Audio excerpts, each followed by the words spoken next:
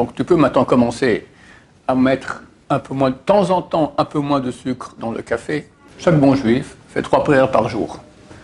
Mais arriver à la faire de A à Z avec intention, c'est un travail énorme. Alors dit Chazon Ish, tu ne peux pas arriver à Torah si tu n'as pas tes bonnes midotes, si tu ne fais pas attention à ton prochain. Combien c'est facile de blesser quelqu'un?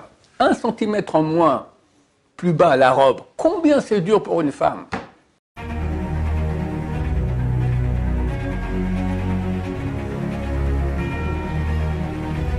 Ce jour dédié pour la guérison rapide et totale de Marc Aaron Ben Nicole Bezrat Hashem. Alors, la question de Zacharie. Je veux savoir si on a le droit de se mettre dans une situation qui peut être difficile pour prier mieux Hachem.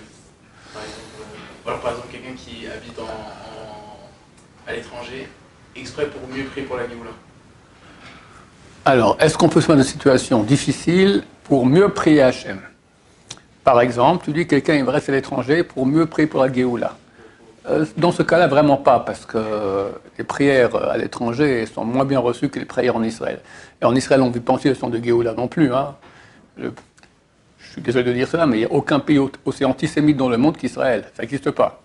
Il n'y a aucun pays au monde aussi antisémite qu'Israël. D'accord? Anti-religieux, antisémite vraiment. Quoi? Il faut savoir. Je suis désolé de le dire, mais il faut savoir où on vit. D'accord?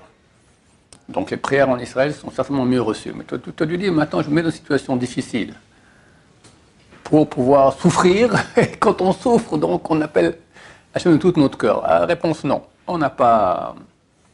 La Gemara dans le traité Brachot Page 5 dit, à propos des souffrances, Lohem et Loscharam. On veut ni les souffrances, ni leur mérite. Si ça vient, il faut essayer d'arriver à dire merci. Parce que les souffrances, c'est un mérite colossal. Alors la raison pour laquelle aujourd'hui tout le monde souffre. D'accord? Personne qui ne souffre pas aujourd'hui, ça n'existe pas. C'est en planète Terre, ma chère doit arriver, Dieu fait encore comme ça, machine à laver pour tout le monde, Bezrat Hashem. Mais demander les souffrances, non, parce qu'on ne sait pas si on tiendra.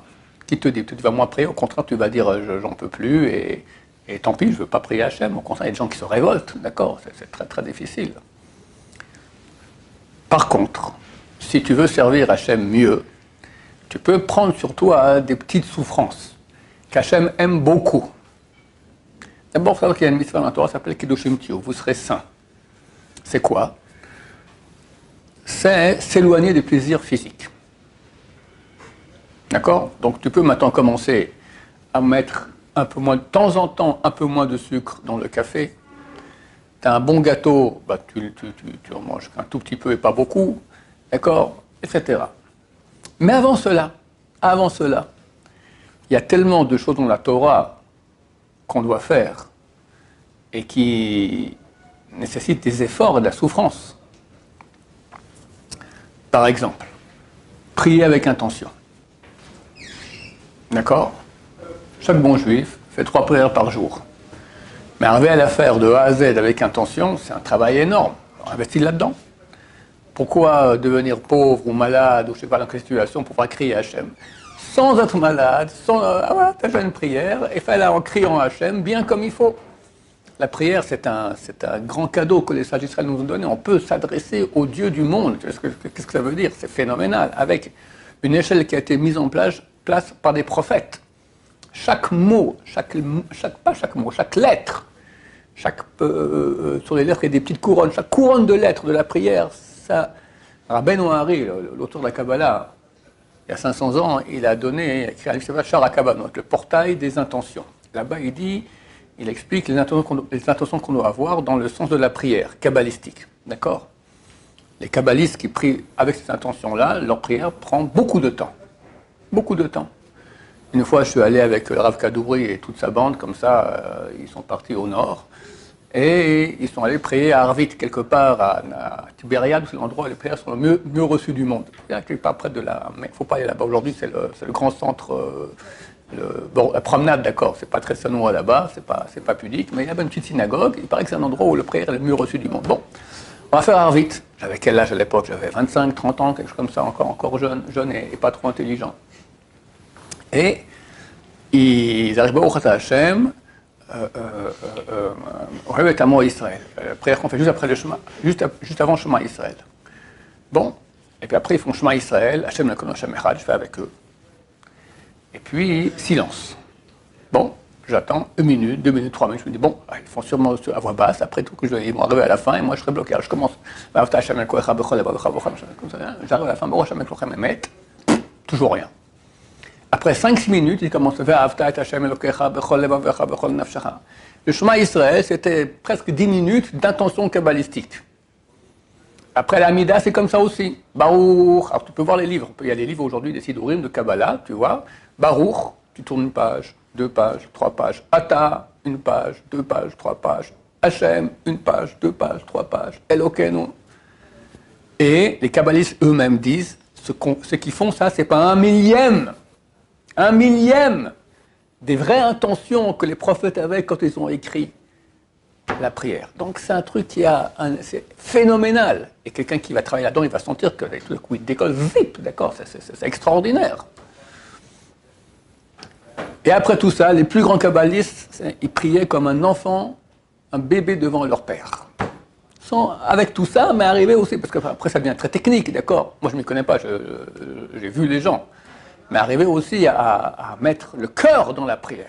Ça, c'est un travail extraordinaire. Et ça a un effet extraordinaire, bien plus grand que se mettre à habiter l'étranger exprès pour mieux prier à Hachem.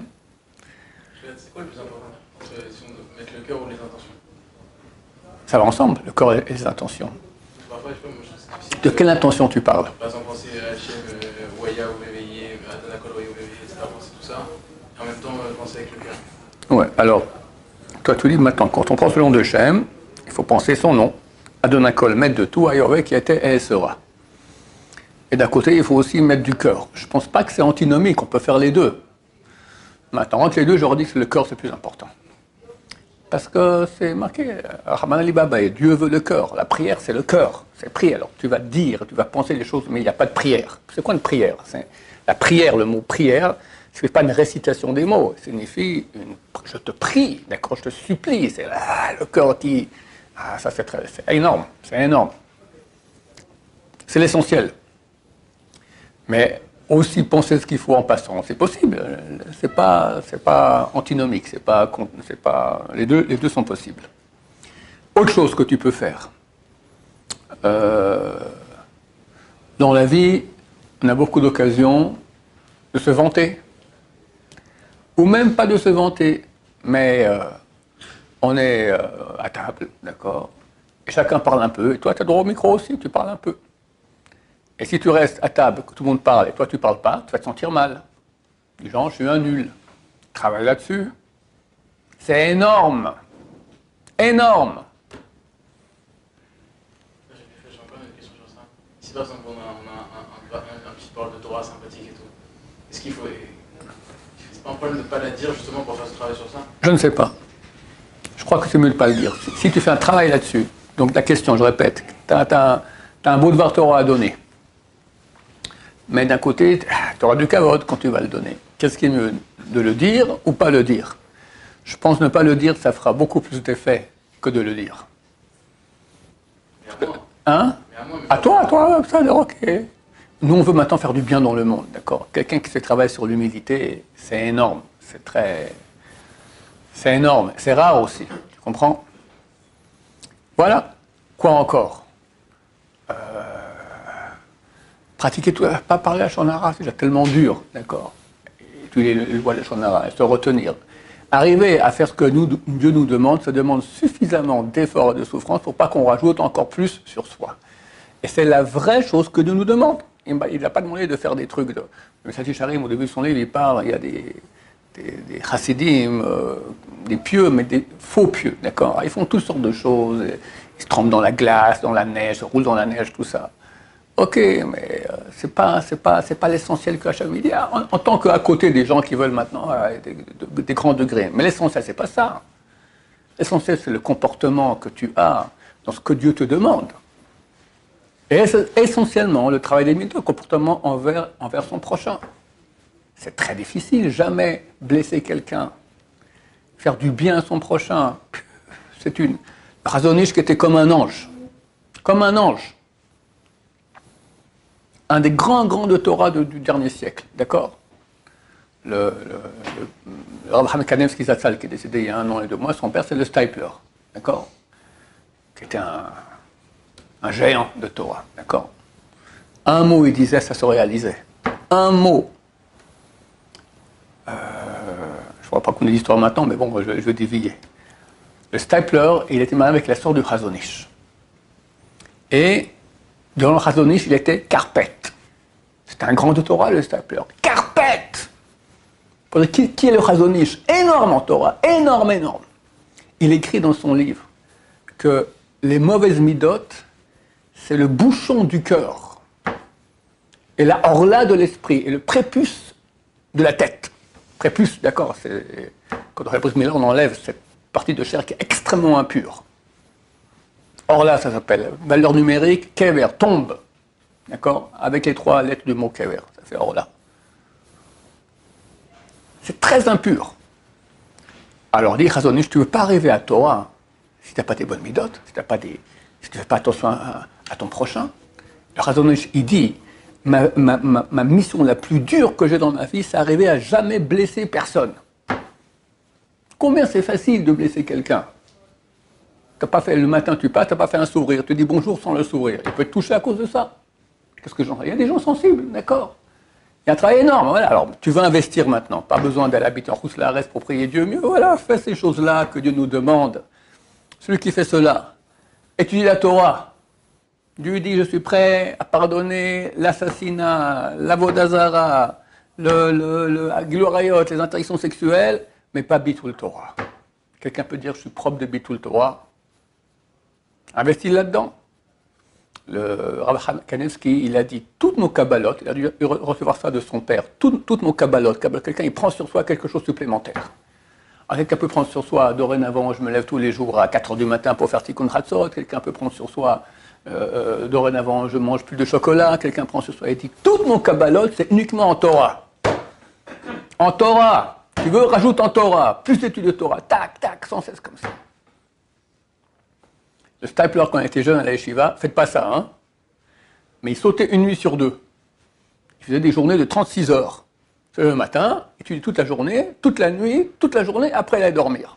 Bon, il est devenu le Stipler, et son fils Rav Chaim Kanevsky. D'accord, mais tu veux maintenant, rajoute 1/4 d'heure de Torah, 1/2 heure de Torah, rajoute de tenir plus longtemps sans faire d'arrêt.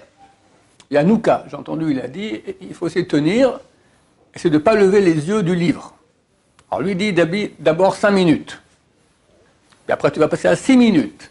Et après 10 minutes. Ah, c'est un exercice. Ça, hein, c'est des choses que Dieu... Ça va dans le sens que Dieu veut pour nous. D'accord? Pas des choses de malades. Des trucs intelligents qui sont déjà très durs, mais qui vont exactement dans la direction que Dieu veut. Voilà. Ça s'appelle faire service de Dieu comme il faut intelligemment. Il faut la peine de prendre conseil chez des rabbinim auparavant, avant de faire des choses qu'on croit que c'est bien, en fait c'est complètement tordu. D'accord? Il faut que ce soit adapté et que ça aille dans le sens que ce que Hachem, il aime et il veut. Je vais donner quelques exemples, il y en a sûrement encore beaucoup, mais pas se mettre en situation maintenant de souffrance. On n'a jamais vu des grands faire une chose pareille. Qui sait combien de souffrance on aura dans la vie? Prendre encore sur soi. Alors il y en a qui prenaient un temps et prenaient des jeûnes. D'accord? C'est écrit dans la Kabbalah, hein, que pour certains péchés graves, il faut jeûner un nombre de jeûnes suivi. C'est ton jeûne, par exemple, quelqu'un qui a fait la Batala, il faut jeûner 84 jours de suite.